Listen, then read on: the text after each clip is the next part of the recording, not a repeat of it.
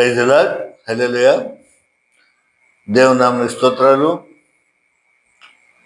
Sophia Joseph ministries YouTube ప్రేక్షకులకి శుభాభివందనాలు. ప్రియమైనటువంటి ప్రేక్షకులారా, మరి బైబుల్ చరిత్ర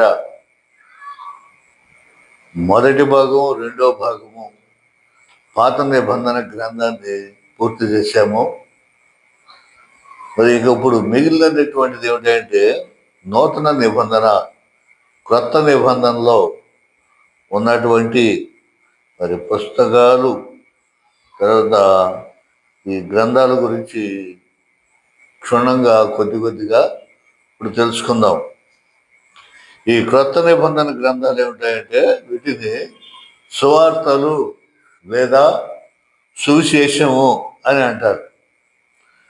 సువార్త, సు అంటే మంచి, వార్త అంటే విషయం, మంచి వార్త అని అర్థం అన్నమాట. సువార్త అంటే మంచి వార్త, మంచి విషయము, లేదా సువిశేషము. సు అంటే మంచి, విశేషం అంటే మంచి, విశేషం అంటే మంచి సందర్భం, విషయం, పుస్తకం, గ్రంథం అని చెప్పేసి మనం దీనికి సంబంధించినటువంటి వాక్యాన్ని మనం అర్థం చేసుకోవాలి. సువిశేషం అనగానే ఇప్పుడు మనకి పుస్తకం అనే భావం కలుగుతుంది. కానీ తొలి రోజుల్లో, మొట్టమొదటి రోజుల్లో ఇది కేవలం బోధనగా మాత్రమే ఉండేవి.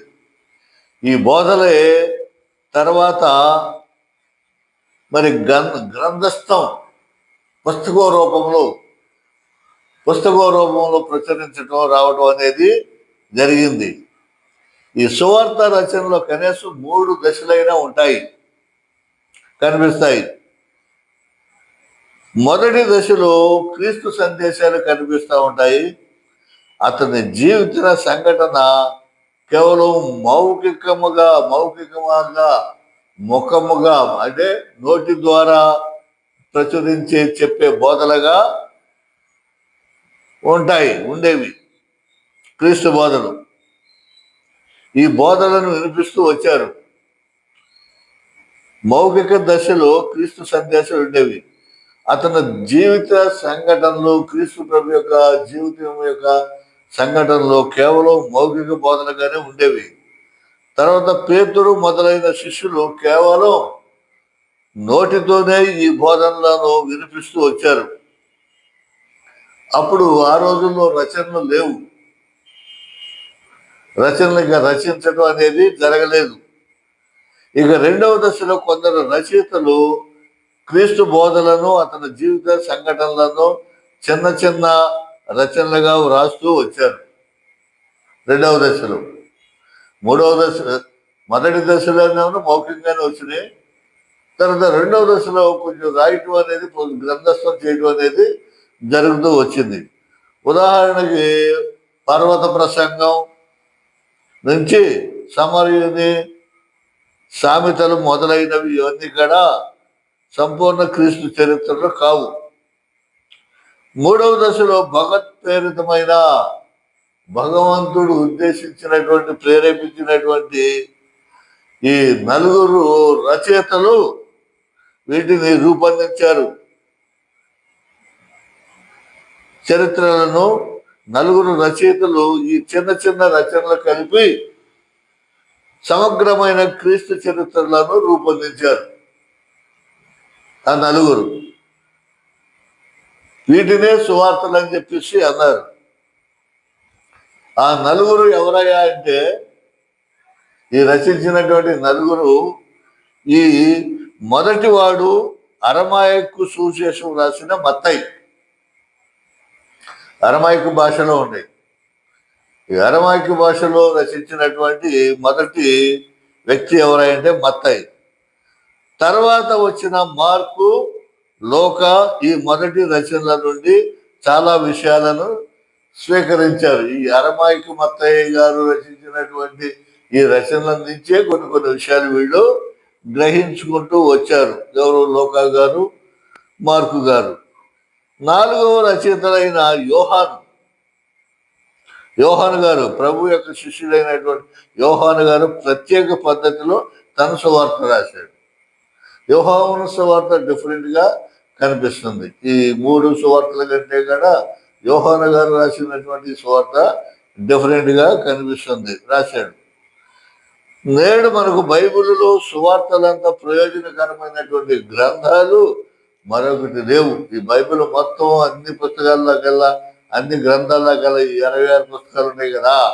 26 కానీ 73 పుస్తకాలు కానీ, వీటన్నింటిలో కూడా ఈ సువార్తలో మనకి ప్రయోజనకరంగా ఉన్నంత విధంగా మరి ఏది కూడా మనకి కనిపించదు, మరొకటి లేవు.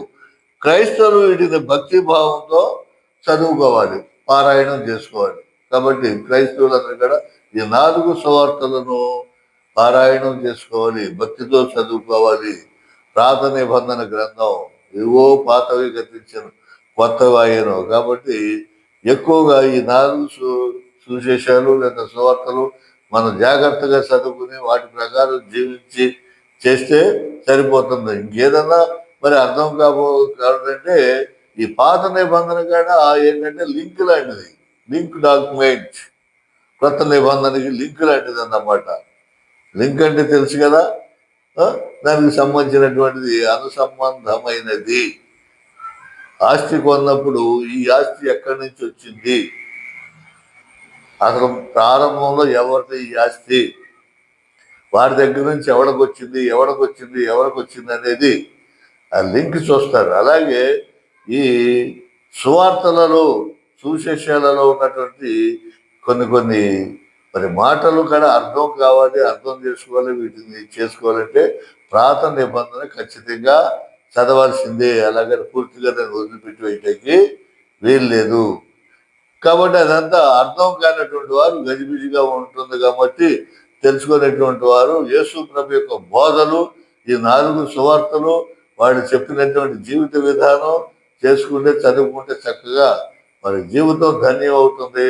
మోక్ష మార్గానికి దారి ఏర్పడుతుంది, ద్వారం ఏర్పడుతుంది, మార్గం ఏర్పడుతుంది. నేనే మార్గం, సత్యము, జీవము, నా ద్వారా తప్ప ఎవరనూ పరలోక రాజ్యానికి వెళ్ళలేరని ప్రభు అన్నారంటే ఇదే భావం. ఈ సువార్తలో ఆయన బోధలు, మరి ఆ జీవిత విశేషాలు నేర్చుకుని మనం క్రీస్తుని అనుసరణం చేస్తే అదే మోక్షానికి మార్గం, దారి అవుతుంది. యేసు ప్రభు అందరికీ దేవుడు. కొందరికి దేవుడా? లేదు, అందరికీ. భూమి మీద జీవంతో ఆత్మ కలిగి జీవించేటువంటి ప్రతి మనిషికి కూడా యేసు ప్రభు దేవుడే. కాబట్టి అందరికి ప్రభు అని అంటారు. క్రైస్తవుడు అంటే క్రీస్తు మార్గాన్ని అనుసరించేటువంటి వాడు. క్రైస్తవం అనేది ఒక మతము కాదు, ఒక మార్గం, మోక్షానికి మార్గం, మోక్షానికి దారి. మోక్షం ఎవరు వెళ్తారా అంటే ఆత్మ వెళ్తుంది, శరీరం వెళ్ళదు. ఆత్మ మరి పవిత్రంగా పరిశుద్ధంగా ఉండాలంటే శరీర క్రియలని పవిత్రంగా పరిశుద్ధంగా ఉంచుకోవాలి. ఆ ఉంచుకుంటే ఆత్మ పవిత్రం అవుతుంది, పరిశుద్ధం అవుతుంది. ఈ ఆత్మ శరీరాన్ని విడిచిపెట్టిన తర్వాత మరి వెళుతుంది. మొక్క గింజ భూమిలో వేసినప్పుడు అది మొలిసి ఈ శరీరం అనేటువంటి 2 ఈ రెమ్మల బద్దలను, పప్పు బద్దలు అంటే విడిపోతుంది. ఆ పప్పు బద్దల్లో నుంచి ఈ మొక్కలా పైకి వస్తుంది.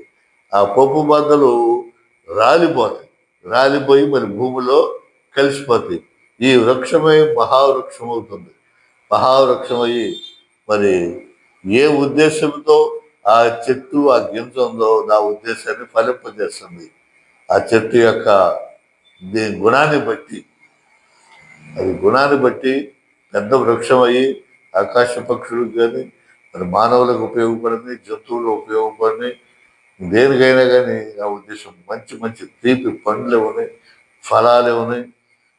అవన్నీ కూడా ఆ మొక్క వల్లనే ఆ చెట్టు వృక్షం అవుతుంది. అదేవిధంగా ఈ ఆత్మని అనుసంధానమైనటువంటి ఈ శరీరము భూమిలోకి కలిసిపోయి ఈ ఆత్మ అనేది పైకి లేచి దేవుని సన్నిధానంలోకి మార్గంలోకి వెళుతుంది. అది ఎలా?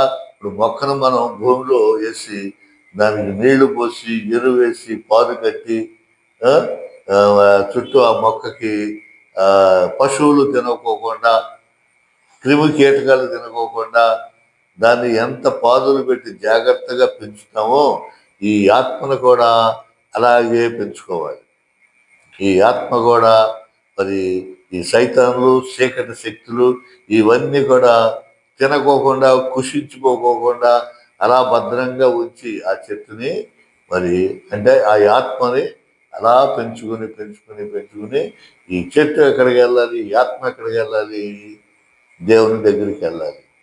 దీన్ని పోషించి నీళ్లు పోసి చేసి కంచేసి కాపాడే కర్త ఎవరంటే దేవుడే వేస్తాడు, కంచేస్తాడు చుట్టూ. కంచెగల చోటలోన స్థిరపరచినందున, కంచెగల చోటలోన నన్ను స్థిరపరచినందున, కృపయంబడి కృపను పొందుచు కృపలు జయ గీతమే పాడుచు, కృపలు జయ గీతమే పాడుచు. యేసయ్యా నీవే నాకని వేరెవ్వరు నాకు లేరని, యేసయ్యా నీవే నాకని వేరెవ్వరు నాకు లేరని, వేణోళ్లతో కొని ఆడినా, వేణోళ్లతో కొని ఆడినా నాశలు తీరవే, నాయాశలు తీరవే, కృపయంబడి కృపను పొందుచు కృపలు జయ గీతమే పాడుచు, కృపలు జయ గీతమే పాడుచు. కాబట్టి కృపయంబడి కృపను పొందుచు కృపలో జయ గీతము పాడాలంటే మరి చూడండి, ఆ కంచె గల చోటలోన దేవుడు కంచె వేస్తాడు, కంచేసి మనకి నిర్మిస్తాడు. కాబట్టి ఆ విధంగా కంచె ఏర్పాటు చేసుకోవటానికి, మన ఆత్మను కాపాడుకోవటానికి, రక్షించుకోవటానికి ఈ సువార్త అనేది ఎంతో ఉపయోగపడతాయి. ఈ 4 సువార్తలు ముఖ్యమన్నమాట. ఈ 4 సువార్తల్లో మరి ముఖ్యమైనటువంటి సువార్త ఏమిటాయంటే, ఈ 4 సువార్తల తర్వాత మళ్ళీ ఇంకేముంటుంది? కొత్త నిబంధనలో 4 సువార్తల తర్వాత అపోస్తుల కార్యాలు ఉంటాయి. అపోస్తులు రాసేసినటువంటి కార్యాలు, అపోస్తుల చర్యలు ఉంటాయి. అపోస్తుల చర్యల తర్వాత ఏం కనిపిస్తాయి? మనకి లేఖలు కనిపిస్తాయి, లేఖలు వస్తాయి. లేఖలు ఆఖరికి ఇక ప్రకటన గ్రంథం అనేది ఉంటుంది. దీంతో ఈ బైబుల్ అనేది చదవడం అనేది మనకి కంప్లీట్ అవుతుంది అన్నట్టు. ఫస్ట్ దీంట్లో చూడండి, మార్కు సువార్త గురించి చూద్దాం. మార్కు సువార్త మార్కు ఎవరయ్యా? ఈయనంటే పేతురు గారి శిష్యుడు. మార్కు పేతురు గారి శిష్యుడు. పేతురు బోధన వల్ల ప్రభావితుడై ఇతడు క్రీస్తు శకము 60వ ప్రాంతంలో సువార్త రాశాడు. ఈ మార్కు గారు 60వ ప్రాంతంలో రాశాడు. గ్రీకు భాషలో వెలువడిన మొదటి సువార్త ఇదే. గ్రీకు భాషలో వెలువడినటువంటి మొట్టమొదటి సువార్త ఇదే. మత్తయి అరమాయిక భాషలో రాసిన సువార్త నుండి, మత్తయి గారు రాసిన అరమాయిక భాషలో రాసిన సువార్త నుండి ఇతడు చాలా విషయాలు గ్రహిస్తాడు, స్వీకరిస్తాడు. క్రీస్తు దైవ కుమారుడు అనేది ఇతని సువార్తలోని అంశం. ఇతని యొక్క గొప్ప అంశం రాసింది ఏమిటంటే, క్రీస్తు ప్రభువు ఎవరు? దైవ కుమారుడు, దైవసుతుడు. అని చెప్పేసి ఈయన రాస్తాడు. మార్కు ఈ గ్రంథాన్ని రోములోని క్రైస్తవుల కోసం రాశాడు. ప్రధానంగా ఆ రోజుల్లో ఈ మార్కు గారు ఆ రోములో ఉన్నటువంటి రోమన్ క్రైస్తవులకి, రోములో ఉన్నటువంటి క్రైస్తవుల కోసం దీన్ని రాశాడు. రోమా చక్రవర్తి టైంలో రోములో మరి రోమీలే యేసు ప్రభు వారిని చిత్రహింసలు పెట్టి, నానాబాధలు పెట్టి, శిలువ శిక్ష వేసి చంపేస్తారు.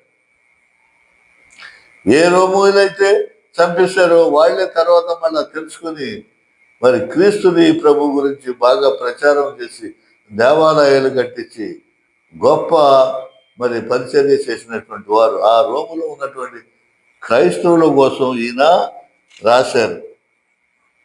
కాబట్టి ఈ మార్కు సువార్త ప్రధానంగా మనకు తెలియజేసేది ఏంటంటే క్రీస్తు ప్రభు దేవుని కుమారుడని తెలియజేస్తుంది. ఆ తర్వాత మనకి చెప్పుకోదగ్గ మత్తయి సువార్త. మత్తయి గ్రీకు సువార్త క్రీస్తు శకము 65 ప్రాంతంలో వెలువడింది. ఈ సువార్త సుమారు క్రీస్తు శకము 65 ప్రాంతంలో వెలువడింది. దీనికి పూర్వం యేసుక్రీస్తు 12 మంది శిష్యుల్లో ఒకడైన మత్తయి రాసిన అరమాయికు సువార్త ఉన్నది. దీనికి ముందు అరమాయికు సువార్త ఉన్నది. దీన్ని మార్కు సువార్త ఆధారంగా తీసుకొని మరొక రచయిత ఈ గ్రీకు సువార్తను రాశాడు. శిష్యుడైన మత్తయి స్వయంగా రాసిన అరమాయికు సువిశేషం అనగా సువార్త ఇప్పుడు లభ్యం కావటంలా. స్టార్టింగ్లో ప్రారంభంలో రాసిన ఒరిజినల్ సువార్త ఏదో ఉందో అరమాయిక భాషలో రాసింది, అది మనకు ఇప్పుడు దొరకట్లేదు. ఈ 4 సువార్తల్లోనూ ఎక్కువ ప్రసిద్ధిలోకి వచ్చింది ఈ మత్తయి సువార్తే. మత్తయి, మార్కు, లోక, యోహాను సువార్త 4 సువార్తలు ఉన్నాయి కదా. ఈ 4 సువార్తల్లో ఎక్కువగా ప్రచారంలోకి వచ్చింది ఈ మత్తయి సువార్తే. దీనిలోని ప్రధాన అంశం దైవరాజ్యం. ఈ సువార్తలో ప్రధానంగా మనం చూసేది ఏమిటంటే దైవరాజ్యం గురించి. యూదులకు ఆధిపత్యం ఎలాగో క్రైస్తవులకు ఈ సువార్త అలాగూ. యూదులకు ఆధిపత్యం 5 గ్రంథాలు ఉన్నాయి కదా, పంచకావ్యాలు పాత నిబంధనలో. అవి ఎక్కువగా వాళ్ళు ప్రచారంలో తీసుకుంటారు, దాన్నే నమ్ముతారు. యూదులు ఏమిటంటే యేసు ప్రభుని అంగీకరించలా. ఇంకా దేవుడు వస్తాడు, ఆయన వస్తాడు, చనిపోయే దేవుడు కాదు మా దేవుడు, చనిపోయేవాడిగా రాడు, పాపులని లోకాన్ని అంతం చేసే దేవుడుగా, పౌరుషం గల దేవుడుగా వస్తాడు అని చెప్పేసి వాళ్ళు ఇంకా ఎదురు చూస్తూ ఉంటారు. ఆ ఎదురు చూపుల్లోనే ఉంటారు ఇంకా వాళ్ళు యూదులు, అందుకని నమ్మరు. మరి క్రైస్తవులు ఏంటంటే ఆ వాక్యమే కృపా సత్య సంపూర్ణుడిగా మన మధ్య అవతరించాడు. యెహోవా దేవుడే, వాక్యమైనటువంటి దేవుడే మరి తల్లి మరియ గర్భాన పరిశుద్ధాత్మ వల్ల జన్మించి దైవ కుమారుడిగా అవతరించాడు అని చెప్పేసి క్రైస్తవులు క్రీస్తు ప్రభుని అనుసరిస్తారు. కాబట్టి ఆదిక పంచకం వల్లే ఇది కూడా 5 భాగాలుగా ఉంటుంది. ఈ 5 భాగాలు ఏమిటంటే క్రీస్తు నూతన మోషే పూర్వ వేద ప్రచారాలన్నీ అతని యందు నెరవేరాయి. క్రీస్తు ప్రభు యందు నెరవేరాయి. అతడు తన మరణ పునరుత్థానాల ద్వారా మనలను నూతన వాగ్దత్త భూమి అయిన మోక్షానికి కొనిపోతాడు. మరి ఆది పంచకంలో యెహోవా దేవుడు ఇశ్రాయేలుని తన ప్రజల్ని ఎన్నుకొని ఆ ప్రజల్ని వాగ్దత్త భూమి అయినటువంటి కానాను ప్రదేశానికి ఎలా తీసుకెళ్ళిపోతాడో అలాగే క్రీస్తు ప్రభు కూడా ఇక్కడ మోషేలాగానే అక్కడ ఆ చరిత్ర ఎలాగుందో అలాగని క్రీస్తు ప్రభు కూడా మనందరినీ కూడా తన మరణ పునరుత్థానాల వల్ల పాప క్షమాపణ, పాప ప్రక్షాళన జరగాలంటే రక్తాన్ని చిందించాలి. రక్తంతో పాపం కడిగి వేయబడుతుంది అని చెప్పేసి వేద సత్యాలు తెలియజేస్తున్నాయి. పాప ప్రోక్షణ చేయాలండి, రక్త పరిహారార్థం. పాప ప్రోక్షణు రక్త పరిహారార్థం.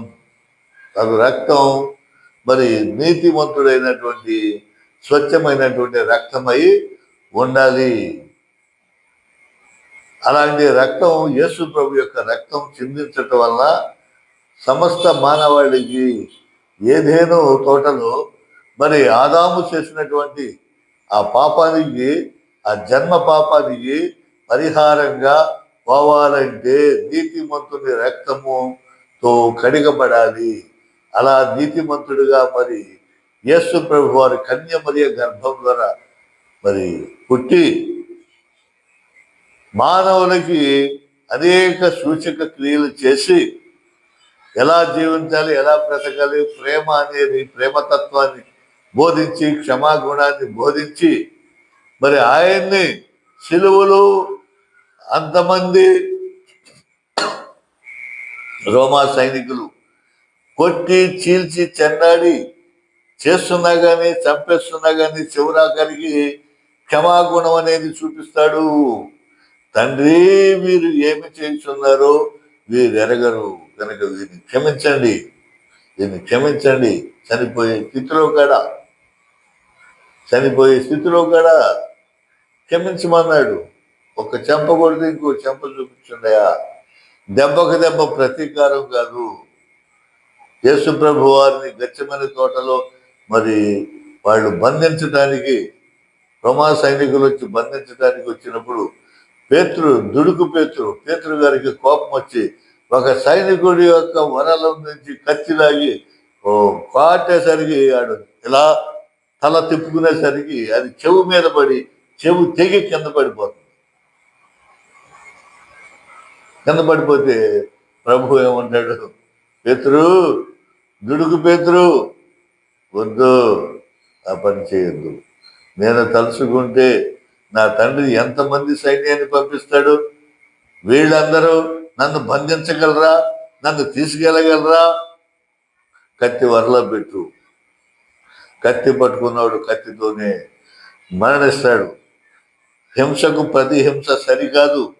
క్షమించడం అనేది గొప్ప గుణం, క్షమాగుణం కావాలి అని చెప్పేసి పేతుర్ని వారించి ఆ చెవు తీసి మరలా అక్కడే ఒక అద్భుతం జరిగింది, అంతేస్తాడు. దీన్ని కరుణామయ సినిమాలో మనం చూపిస్తారు చక్కగా. మరి అక్కడి నుంచి కూడా అన్ని హింసలు కొడతా చేస్తూ ఉండంటే, తండ్రి వీరేమి చేస్తున్నారో వీరు ఎరగరు, వీరిని క్షమించండి అని చెప్పేసి ఆ క్షమాగుణాన్ని నేర్పాడు ప్రభు.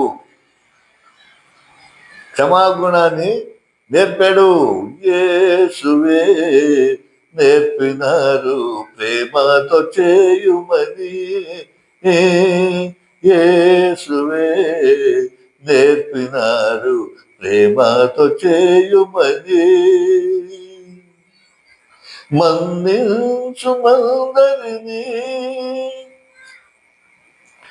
ప్రేమానురాగముతో, మన్నించు మందరిని ప్రేమానురాగముతో, మన్నింపబడును నీదు తప్పులు యేసువే నేర్పినారు ప్రేమతో చేయుమని. నీ స్నేహితుని కొరకు ప్రాణంబునిచ్చినచో, నీ స్నేహితుని కొరకు ప్రాణంబునిచ్చినచో, ఆ ప్రేమ కన్నా వేరే లేదని యేసువే నేర్పినారు ప్రేమతో చేయుమని. కాబట్టి ప్రేమతో ఉండండి, ప్రేమ పంచండి. నువ్వు ఎన్ని అద్భుతాలు చేసినా, మోగే గంటలాగా గణగణ మోగే గంటలాగా నువ్వు ప్రవచనాలు చెప్పినా, ప్రార్థనలు చేసినా, అద్భుతాలు చేసినా నువ్వు ఎంత చేసినా కానీ ప్రేమ లేకపోతే నువ్వు వ్యర్థుడివే. ప్రేమ కలిగి జీవించని చెప్పి ప్రభువు మరి ఆ సమయంలో తండ్రి వీరేమి చేస్తున్నారో వీరెరగరు, వీరిని క్షమించండి అని చెప్పేసి మన కోసము తన ప్రాణాన్ని పెట్టి మరి మరణించి మళ్ళీ దిగ్విజయుడై పునరుత్థానుడై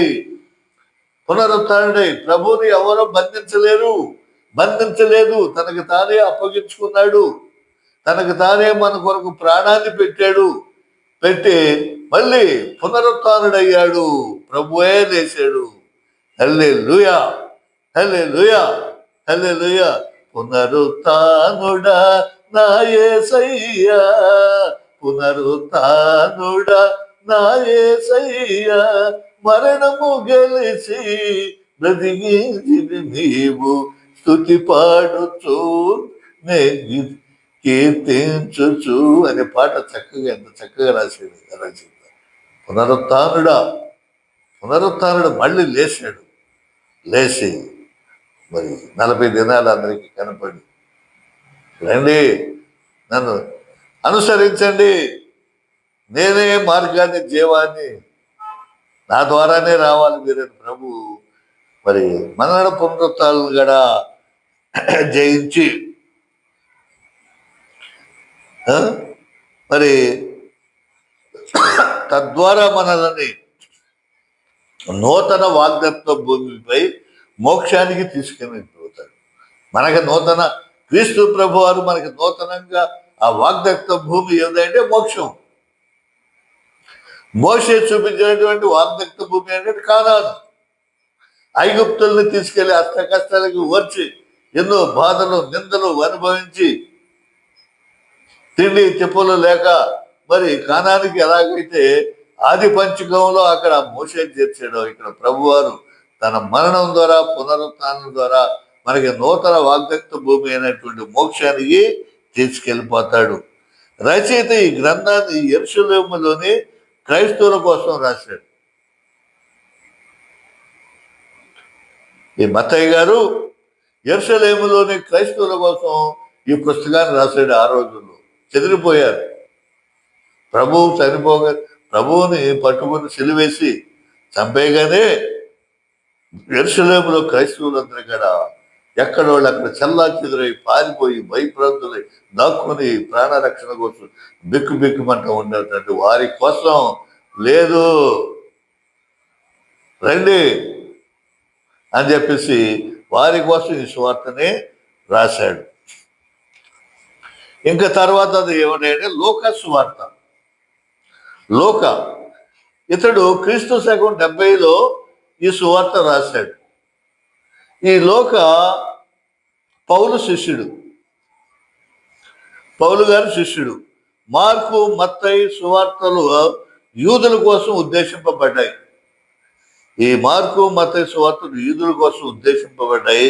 కానీ ఈ గ్రంథం ప్రధానంగా గ్రీకు క్రైస్తవుల కోసం ఉద్దేశింపబడింది. గ్రీకు దేశంలో ఉన్నటువంటి క్రైస్తవుల కోసం ఉద్దేశించి ఈ రాశాడు.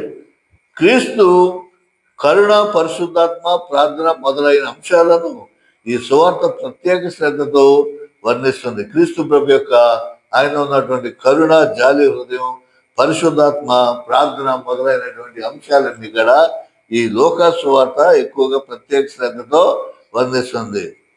కాబట్టి ఇతడు వైద్యుడైనటువంటి లోకా అంటారు. వైద్య శాస్త్రం తెలిసినటువంటి వాడు. వైద్యుడు అంటే ఏంటండి? డాక్టర్ అంట. ఇప్పుడులో ఈ డాక్టర్ అంటే ఎంబీబీఎస్ డాక్టర్లు వీడు కాదు.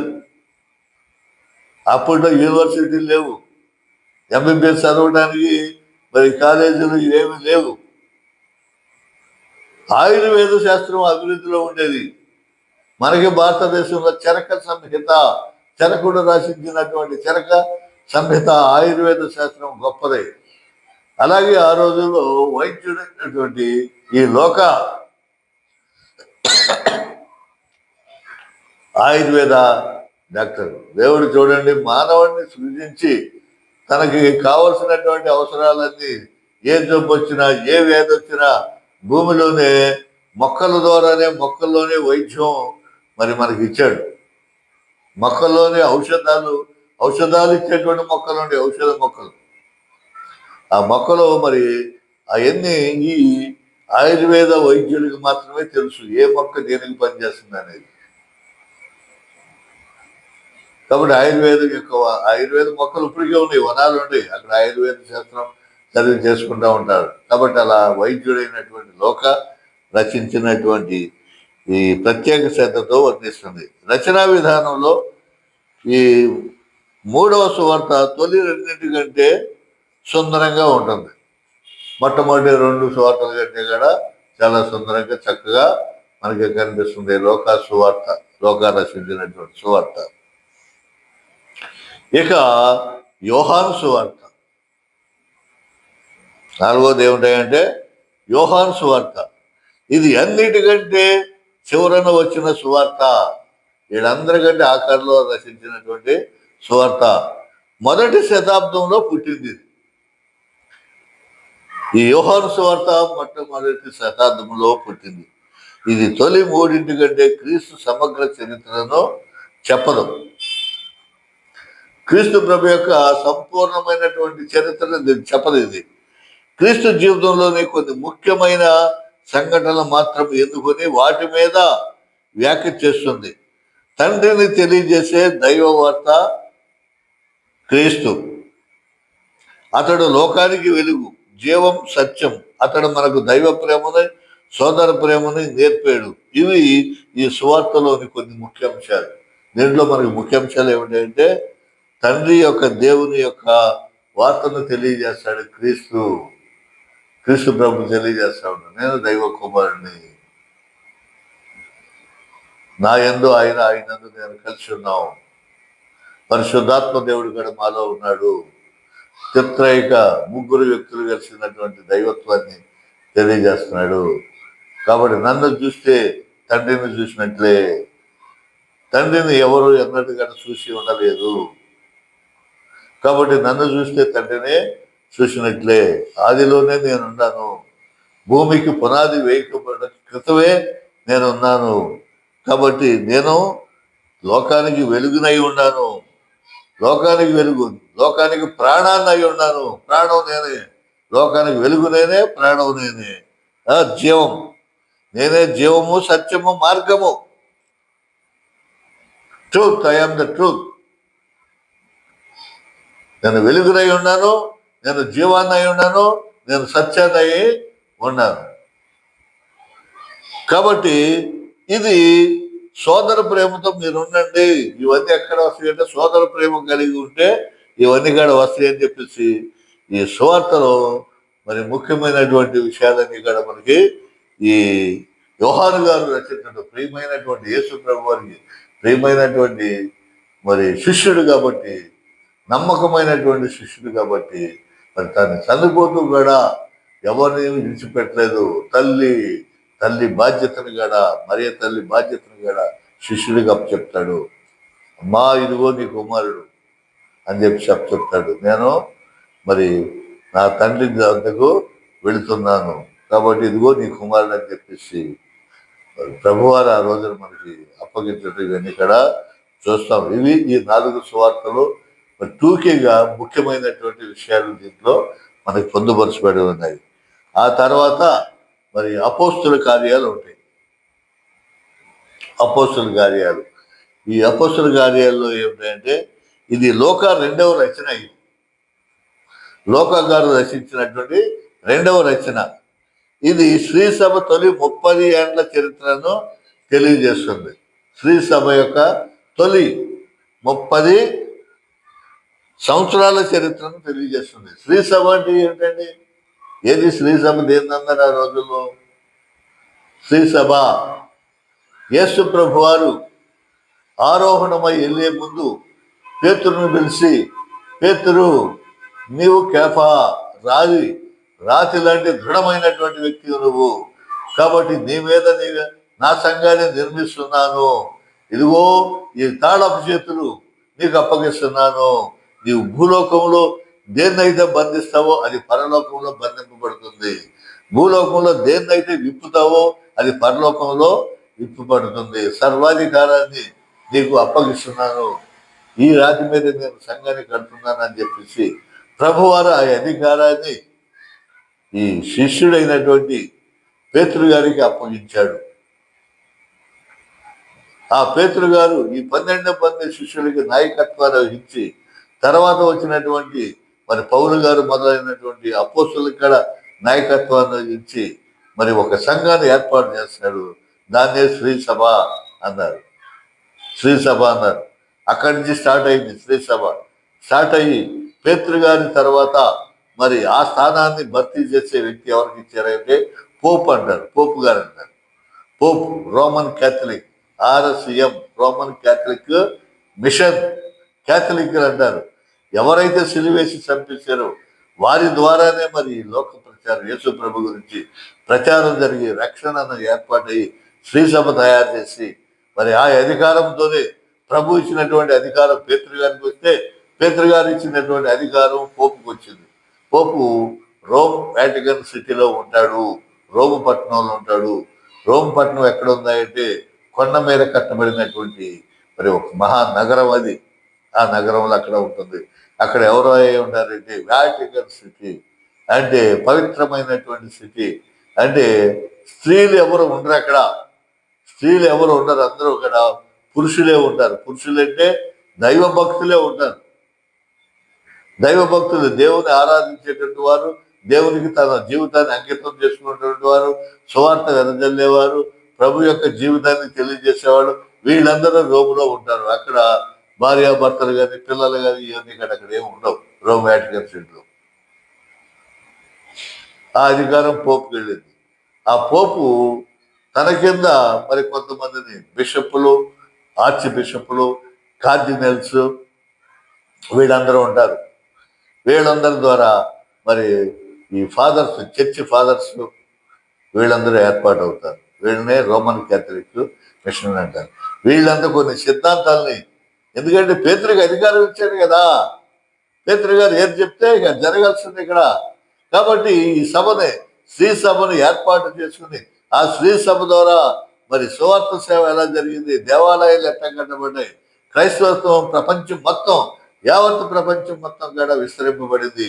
కాబట్టి పోపు చెప్పాడంటే అది దైవ వాక్కు కిందే భావించేవాళ్ళు.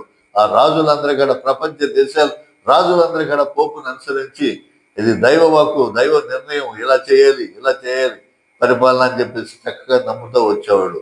అది గత 30 సంవత్సరాల నుంచి ఏ రకంగా అభివృద్ధి చెందుతూ వచ్చిందో దాన్ని మరి ఈ తెలియజేస్తుందన్నమాట.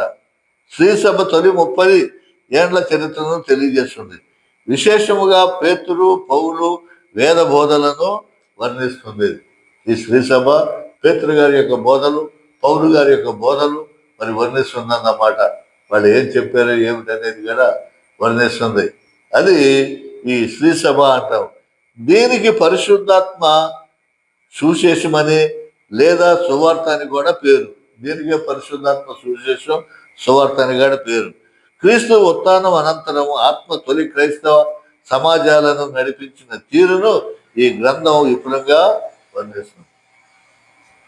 యేసు ప్రభు వారు 40 దినాలు పునరుత్థానుడై మరి 40 దినాలు కూడా శిష్యులకి కనిపించి అనేక అద్భుతాలు చేసి, నేను వెళుతున్నాను, వెళ్ళి మీకు ఆదరణకర్తని పరిశుద్ధాత్మ దేవుడిని మీకు పంపిస్తానని చెప్పిన విధంగానే వీళ్ళందరూ ఒక మేడగదిలో కూర్చుని ఉన్నప్పుడు పరిశుద్ధాత్మ దేవుడు వీళ్ళ మీదకి నాలికల రూపంలో, అగ్ని నాలికల రూపంలో ప్రవేశించి వీళ్ళందరూ ప్రవచించడం, ఆయా భాషల్లో మాట్లాడటం, మరి అన్ని దేశాల వారు అక్కడికి రావడం, ఎవరిది భాష వాడికి అర్థమయ్యేదిగా అక్కడికి తెలియజేసేటువంటి విధంగా పరిశుద్ధాత్మ దేవుడు వెంచేయడం. అక్కడి నుంచి మరి ఆ సంఘాలు ఏ రకంగా స్థాపింపబడింది, సేవ ఎలా జరిగింది, ఇవన్నీ కూడా ఈ పేతురు గారి యొక్క బోధలు, పౌలు గారి యొక్క బోధలు ఇవన్నీ కూడా మనకి కనిపిస్తూ ఉంటాయి. పిలువబడిన వారు కొందరు, ఏర్పరచబడినటువంటి వారు కొందరు. వీళ్ళంతా ప్రభువు చేత ఎందుకోబడి పిలువబడినటువంటి వారు 12 మంది శిష్యులు. మధ్యలోనే మరి ఇస్కరియోతు యూదా చనిపోతే ఆయన స్థానంలో మరొకరిని ఎన్నుకుంటారు. ఆ తర్వాత అసలు ఉండవాడు ఈ క్రైస్తవులు క్రైస్తవులు అంటే అసలు ఏంటి కొత్త కొత్త బోధనలు తీసుకొస్తున్నారు, ఈయన దేవుడు అంటున్నారంటే కాదు. మోషే గారి యొక్క ధర్మశాస్త్రం ప్రకారం మరి దేవుడు వస్తాడు, ఇంకా వస్తాడు. ధర్మశాస్త్రాన్ని మీరకూడదు, మీరినోడు పాపాత్ముడు అని చంపేయాలి అని చెప్పేసి ఒక రాజు ఆజ్ఞ పొంది మరి పౌలు బయలుదేరి చంపడానికి మంది మార్గం, గుర్రాలు, రౌతులు, సైన్యం మొత్తం వేసుకొని ఇంకా నాకు ఇక వీళ్ళ చంపే అధికారం వచ్చింది.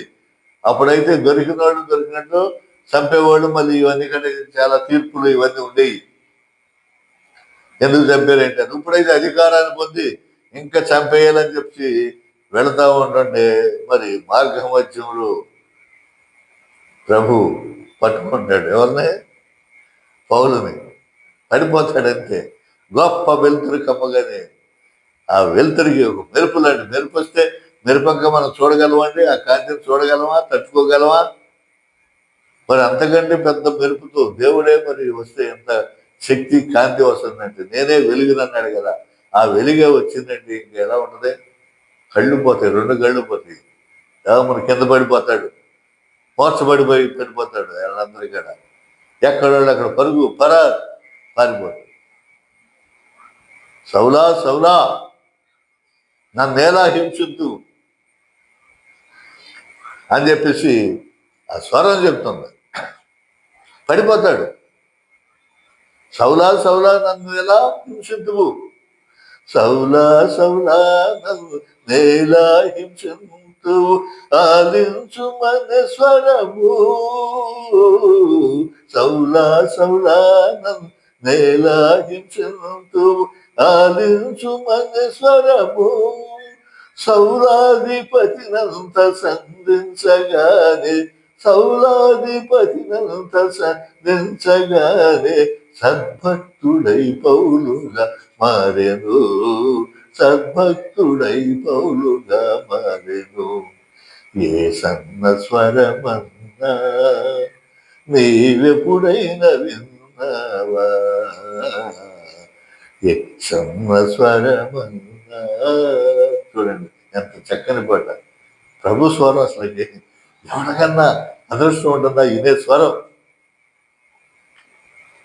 ప్రభు అప్పుడు కూడా ప్రేమతో ఈ సౌలు నా భక్తుల్ని, నా విశ్వాసాలను అందరినీ చెరపట్టి చంపేసేసాడు. ఇంత దుర్మార్గుడు, ఇంత త్రాష్టుడు, దౌర్భాగ్యుడు, నేను పట్టుకుని చంపేద్దామని అనుకోలే ప్రభు. చంపేస్తే ఇక కాబట్టి చంపుకోండి. ఎవడైతే క్రైస్తవుని హింసిస్తున్నాడో క్రీస్తు ప్రభుని హింసించినట్టే. కాబట్టి పట్టుకున్నాడు. పట్టుకుని లే, నీతోనే నా సంఘాన్ని విస్తరింపజేస్తాను, నీతోనే నేను సేవ చేయించుకుంటాను. ఏ కత్తి అయితే పట్టుకున్నావో ఆ కత్తితో వాడి అయిన రెండంచులు ఖడ్గము కలిగినటువంటి కత్తి నీకు ఇస్తా. వాడి అయిన రెండంచుల ఖడ్గము కలిగినటువంటి కత్తిని నీకు ఇస్తాను. అది దాంతో ఇప్పుడు చూడు ఏమిటా కత్తి? ఇది వాడి అయిన రెండంచుల ఖడ్గం, బైబిల్. ఈ బైబిల్ అన్నమాట. ఇదిగో ఈ కత్తి తీసుకో, ప్రయాణం. నువ్వు ఇక నుంచి సౌలు కాదు, పౌలు. నీ పేరు మారిపోయింది, నీ జీవితం మారిపోయింది, నీ విధానం మారిపోయింది. నువ్వు ఎవరో ప్రభువా? నీవు హింసిస్తున్న నజరేయుడైన యేసుని నేనే. అయ్యో అని చెప్పి గడగడ వణికి లేచి, మరి ఆ కథ అంతా మనకి తెలుసు. బైబిల్లో ఎక్కడికి వెళ్ళాడు, కళ్ళు ఎలా వచ్చినాయో, సేవ ఎలా చేశాడు, మరి ఎన్ని పుస్తకాలు రాశాడు, ఎన్ని లేఖలు రాశాడు. మరి దాదాపు 21 లేఖలు ఉన్నాయి. దీని తర్వాత అపోస్తుల కార్యాల తర్వాత ఇవన్నీ చేసినటువంటి ప్రభు ఈ అపోస్తుల కార్యాలంతా కూడా మరి ఎలా సువార్త సేవ, స్త్రీ సభ ఎలా తయారైంది, 30 సంవత్సరాల యొక్క జీవిత చరిత్ర, ఆ స్త్రీ సభలో ఉన్న సమస్తం ఉండి, ఆ స్త్రీ సభ చట్టాలు ఉన్నాయి. పెళ్ళిళ్ళు ఎలా చేసుకోవాలి, వివాహం ఎలా జరగాలి, వారి విడాకులు ఉన్నాయా లేవా, వదిలిపెట్టాలా లేవా, మరి ప్రభువుని ఎలా మనం ఆరాధించాలి, ఎలా ప్రార్థన చేసుకోవాలి అని చెప్పేసి ఇవన్నీ కూడా ఉంటాయి ఈ అపోస్తుల కార్యాలు. ఈ అపోస్తుల కార్యాల తర్వాత మనం చెప్పుకోదగినటువంటి ఏమిటాయంటే కొత్త లేఖలు అన్నమాట. ఈ లేఖలు మొత్తం వీరి యొక్క లేఖలు ఉండి దీంట్లో 14 లేఖలు పౌలు గారు రాసినవే. 14 లేఖలు పౌలు గారు రాసినవే. ఆ లేఖలు వచ్చే మరి ఎపిసోడ్లో నేను తెలియజేస్తాను. కాబట్టి ఇవి క్రొత్త నిబంధనలో మనకి ప్రధానంగా కనపడేటువంటి ఈ పుస్తకాలు అన్నమాట. నూతన నిబంధనలో ఏంటంటే మార్కు సువార్త, మత్తయి సువార్త, లూకా సువార్త, యోహాను సువార్త, తర్వాత అపోస్తుల కార్యాలు. ఇంతవరకు ఇప్పుడు నేను తెలియజేశాను. కాబట్టి వీటిని మీరు చదువుతూనే ఉంటారు, ప్రతి చోట ఇక్కడ తెలుసుకుంటూ ఉంటారు. క్షుణ్ణంగా తెలియజేశాను. వాటిలో మీరు చదువుకుని చదవండి. ప్రభు మరి దేవుడు ఈ మరి కొద్ది మాటలను దీవించనుగాక ప్రార్థన చేసుకున్నాం. మహాపరిశుద్ధుడు తండ్రి, నీ పాదంలో వందనాలు ప్రభా, మీకు స్తుతులు స్తోత్రాలు తండ్రి. ఇదిగో ప్రభా, అత్యంత కృపతో మమ్మల్ని కాచి కాపాడి ప్రభా తండ్రి. ఇదిగో ప్రభా, ఈ 4 సువార్తల ద్వారా, అపోస్తుల చర్యల ద్వారా నూతన నిబంధన, ఈ నూతన నిబంధన మేము అధ్యయనం చేసుకుంటున్నాం. బైబిల్ చరిత్రలో మరి 1-2 పార్టీల్లో ప్రభా తండ్రి ప్రార్థన నిబంధనలో ఉన్నటువంటి పుస్తకాల గురించి తెలుసుకున్నాం. ఇప్పుడు కొత్త నిబంధనలో ఉన్నటువంటి సువార్తలు, మరి అపోస్తుల కార్యాలు, ఈ లేఖల గురించి మేము తెలుసుకుంటూ ఉన్నాము. తండ్రి, మీ శక్తి, మీ వరప్రసాదాన్ని మాకు దయచేస్తున్నది. మీకు వందనాలు స్తుతులు.